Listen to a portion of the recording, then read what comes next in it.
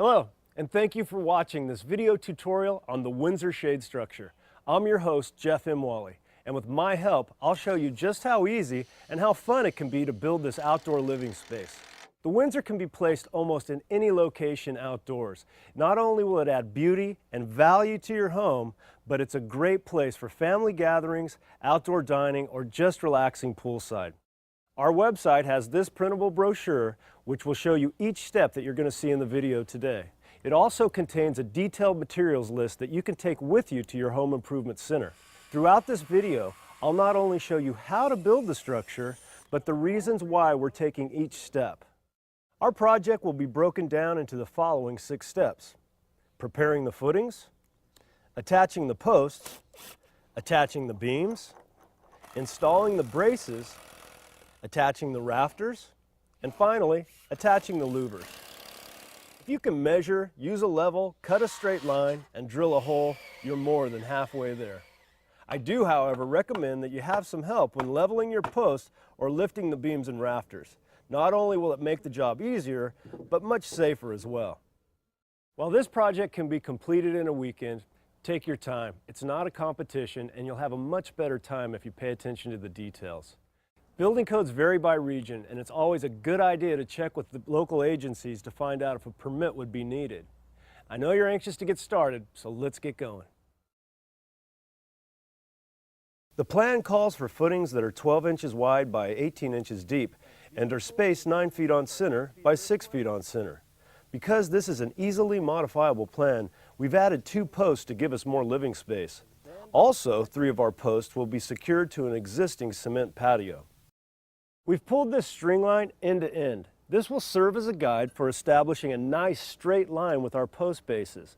Once the post bases have set up in the new concrete, our posts will also follow that same straight line. So now that we've got our hole filled up with concrete, we're going to go back to our post base. Most of the time you've got to kind of wiggle it in there, which is a good thing. That way we know we're getting concrete in between the arms of the post base, and it's a nice solid fit down into the concrete there. We're going to double check our 4 inches. We're measuring from the outside edge of our post base over to 4 inches on our string line. We're going to take our torpedo level, make sure we're plumb, looking good. Both directions here, a little adjustment. Recheck our 4 inches. Beautiful. We're ready to move on to the next one. One of the other things that we're doing is we're putting a finish or a sloped edge on top of our concrete pour. As you can see, the water, when it rains or say the sprinklers come on, the water will run away from the post, which is just going to really help protect the post. Now that we have all 3 of our post bases in, the best thing to do is come back through, double check one more time, make sure we're still at 4 inches. That way tomorrow when we set our posts, we'll be in a perfectly straight line. This one's good. Beautiful. One more. Okay, we're ready to let these set up. When we come back tomorrow, we'll be ready to go. On this particular job, we're going to be coming in a little bit closer to the pool. That's going to require us to use a different type of post base, which will require us to drill directly into the existing concrete slab. Using a masonry bit and painter's tape as a depth guide, drill the holes for your bolts. You don't want to go too deep and hit the soil, as this could later cause your bolts to rust. Next, the bolts are secured with an epoxy, and the brackets will be held in place with a washer and nut.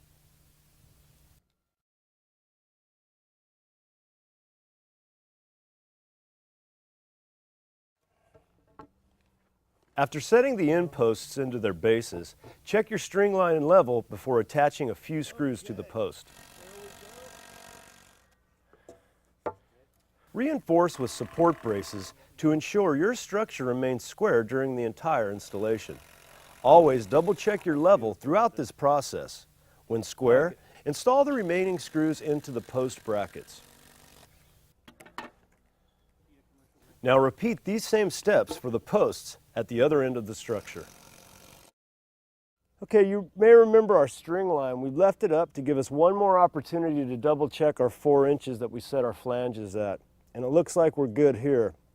We'll move on to the center post and double check that as well. Beautiful.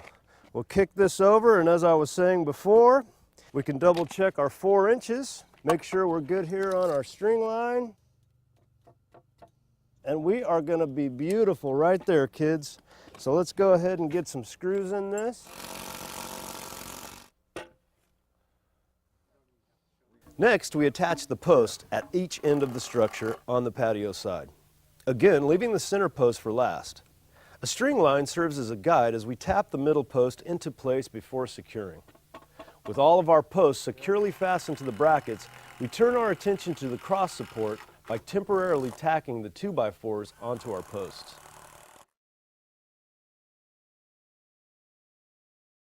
Now that we've got all of our posts in, it's time to install the beams. What we've done is temporarily supported the beams with a screw and then ran around the tops of all the posts with our level to establish a nice clean line. With our first beam level and tacked into place, we trimmed off the excess height of each post. By allowing the post to rise 6 inches above the top of the beam, they will be flush with the top of the rafters when they are installed in the next step, as seen here. Next, we line up our second beam and tack it into place with a screw. So we've just finished tacking in the last of our support beams, and we'll get ready to go ahead and bolt them in prior to putting in our rafters. We are now ready to measure for our lag bolt hardware. Be sure to leave enough space between your holes so that the decorative washers do not overlap. Since we need to go through both beams and the post, we're using a 9/16 drill bit that is 10 inches long.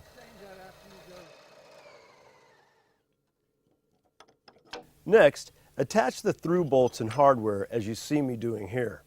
Finally, secure the bolts into place with a wrench. Well, we've got all the beams bolted in and we're ready to get started on the rafters.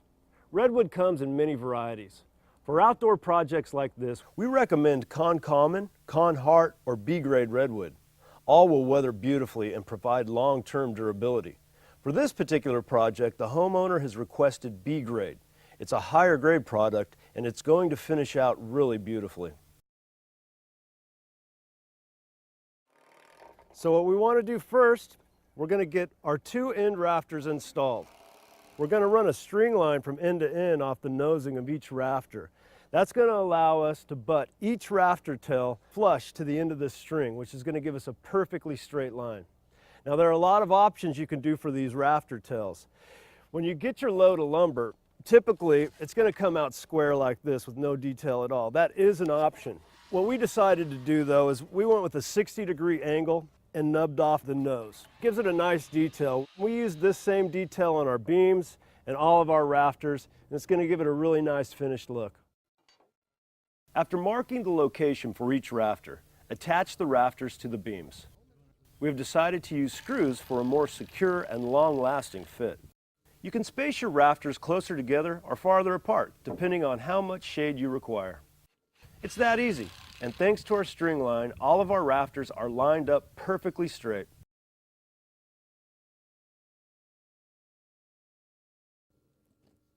The braces are attached at an angle to the posts and wedged between the horizontal beams. After tacking them into place on the post, measure and mark the hole location on the beams where you will install the through bolts. Drill the holes for your hardware using the same size drill bit we used for pre-drilling the beam hardware. Finally, attach the decorative hardware and tighten with a wrench. The braces are not only decorative, but serve to provide additional support to the structure.